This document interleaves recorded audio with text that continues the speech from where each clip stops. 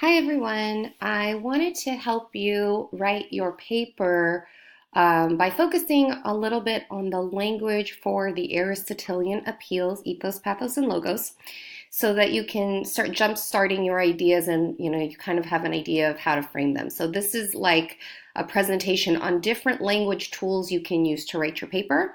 And I also want to be able to share with you some slides where you can think about some critical questions you can pose so that you can start looking for the pitfalls or weaknesses or areas that could be improved in each of your article's arguments. So you might be doing Pearlstein's argument or Bidwell's or Gibbs Jr.'s.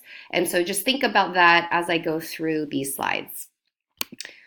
So I just want to be clear that all the parts of an argument need to work in order for it to be successful. This is my analogy, right? Like when you think about a car and all the moving parts, you have the engine, the brakes, everything working together as soon as you push the button. And that's kind of how rhetoric works too in an argument. If there's a problem in the tone or language or vocabulary or the author's professionalism or the type of weak evidence they're setting up, that's going to impact the claim, right? And if there's a claim there that the evidence is trying to support and that's weak, well, then you should ask yourself, what does that do to the overall argument? Does it make it 100% persuasive and convincing? No, probably not. There are always going to be pitfalls and audiences who are not going to be all on board. Some of them might be skeptical or not reached. And so your job is to think about your article and where it could have been more successful if there are any problems at all. And if you do find your article to be strong and successful, then your job is still to demonstrate to me, pretending I'm your unfamiliar reader, that this is why it's successful. Like you're going to show me all the gears of the car and how it works. Okay, so think of it that way for your paper. I'm going to flip to this PowerPoint because I've updated it for the appeal language.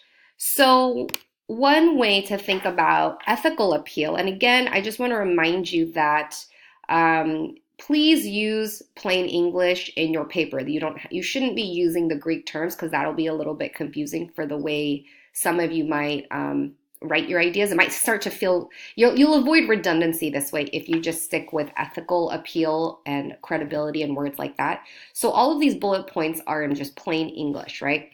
If you're trying to talk about ethical appeal in your paragraphs, you might say something like, Pearlstein successfully develops his ethical appeal by, and then you want to explain that more in depth. You don't want to just say Pearlstein successfully develops his ethical appeal, period. That feels a little abrupt. You want to attach that to some kind of meaningful idea, the heart of the matter, or an evidence type that's content important. The second bullet point says, in order to build her credibility, Bidwell presents, and notice how the trend here is that I'm giving the author credit every single time. I'm not calling them by their first name. I'm referring to them by their last name because that's what we do when we show respect to the author. And I'm showing different kinds of words. Pearlstein successfully develops. Bidwell presents. I'm using verbs every single time.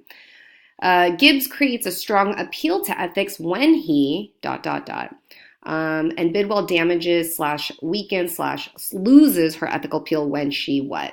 So sometimes ethical appeal can be developed and sometimes it can be harmed or damaged or weakened. So these are some other verbs you might use to talk about this is where it's a little bit problematic or faulty or weak, right? More on ethos, you might talk about trust and respect because that does relate to ethical appeal. Pearlstein gains our trust and respect by, and that's a way to start thinking about audience. You can use words like we or us or our. You can also say Gibbs is ethically likable or unlikable because he examines.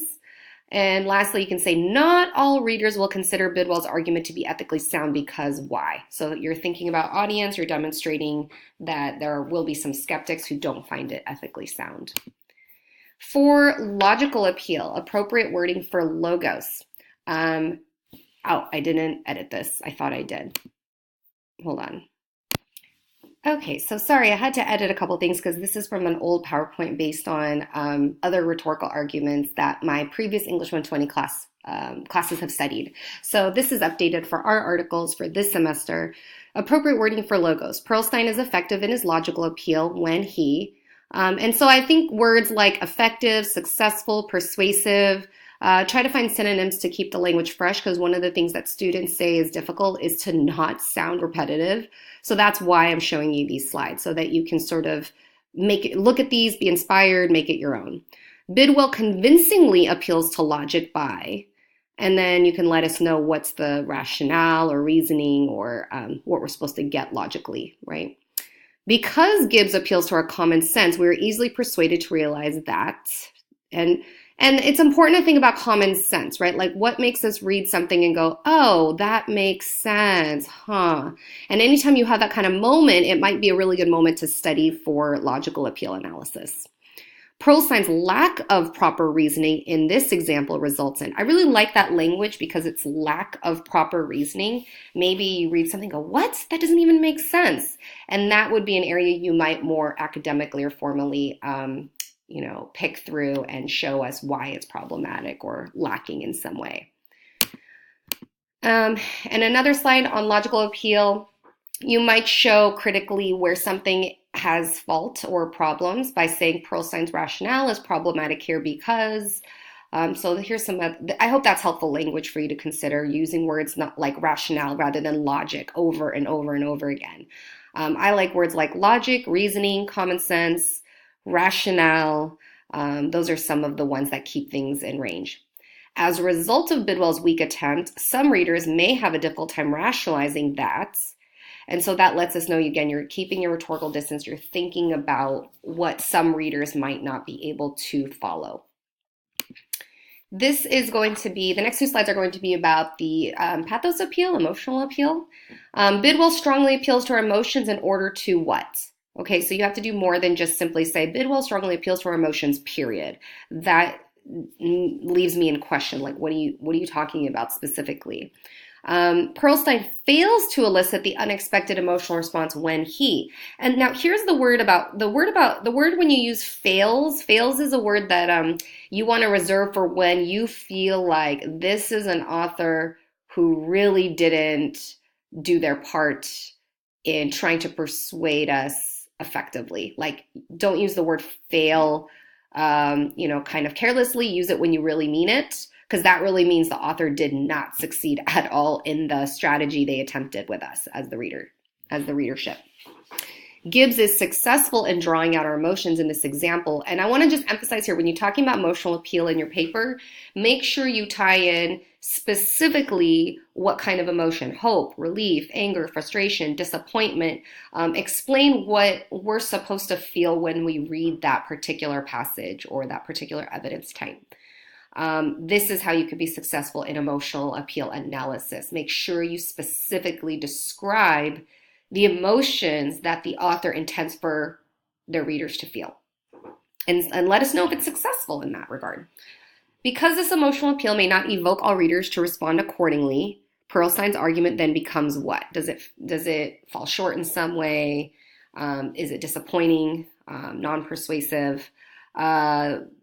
It's not going to emotionally evoke everybody realistically, right?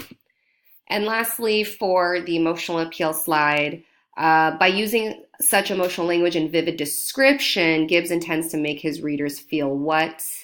What are we supposed to feel? And then although Bidwell intends to elicit a strong emotional reaction from us, many might only feel blank rather than blank. And this is a very mature kind of handling, because it's acknowledging that some might feel this kind of emotion, others might feel this instead. It's a nice dance between like, okay, I'm thinking broadly here. I'm not thinking about just one type of audience. And that's really impressive if you can do that kind of work in this paper. You might even revisit that chapter where you've read about the invoked audience versus the intended and real audience. So that'll help you get to this kind of analysis, the cause and effect of these strategies on the audience, okay? I'm going to go back to my other PowerPoint slide, and these are the right questions to ask when writing strong critical analyses. This is super helpful when you cite. This is kind of like when you're thinking about a specific evidence type you want to cite. You don't want to just randomly say, "Oh, I'm just going to quote this evidence, this expert opinion in my paper." No, you want to be very selective when you choose your evidence to cite in your paper.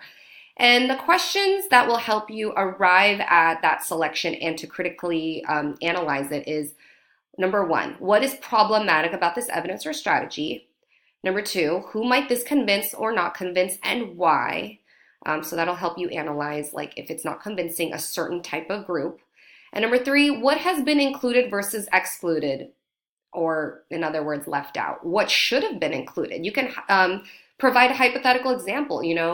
Gibbs Jr. Wrote in his Diversity in STEM article several different claims, and he cited a lot of different kinds of evidence, and he even alluded to himself, personal experience. But there's maybe some people might think there's something missing in his article. What do you think could have been included to really drive the pathos appeal home, or the logos appeal, or the emotional or the ethical appeal? What would have made it even better if you thought that was a strong article? So I'm just using that as a case in point here. And I'm going to move on to my other slides. I'm skipping around because this is like an old PowerPoint from a previous semester. If you want to develop a stronger understanding of logical appeal, I just want to point out that a logical fallacy is an error in the construction of an argument.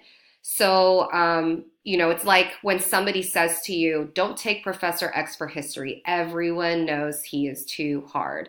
There are problems with that statement, right? Like, who's everyone?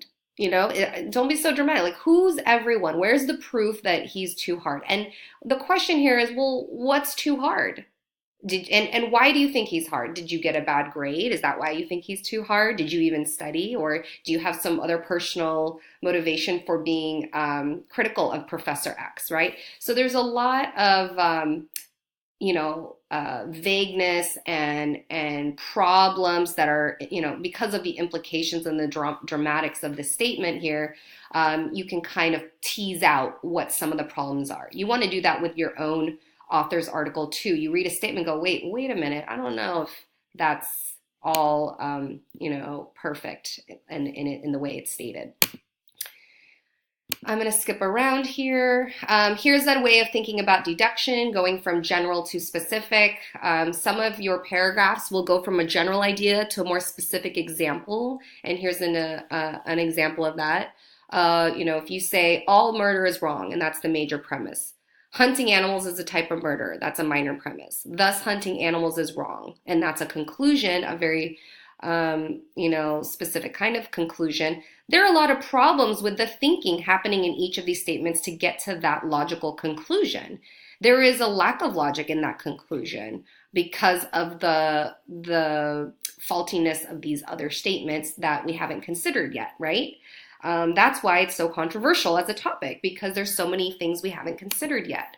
So some potential problems in this deductive argument would be: would the audience consider hunting animals wrong? Are people in my audience hunters? Are people in my audience members of the NRA, the National Rifle Association? Or are they vegans? How would my audience define murder? Because there are many different kinds of ways to define that, not just the dictionary definition. And would my audience consider all murder wrong? Like, what about self-defense? So there are even exceptions to the rule when you go back to these kinds of statements. You go, wait a minute, all murder is wrong? What about in this case? What about in that case?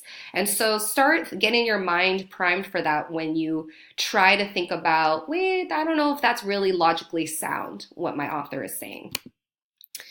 And I'm going to close with a couple questions here that you could ask when it comes to data, because data is really important. Writers use it all the time, but be ready for those numbers to be checked because it could be misleading.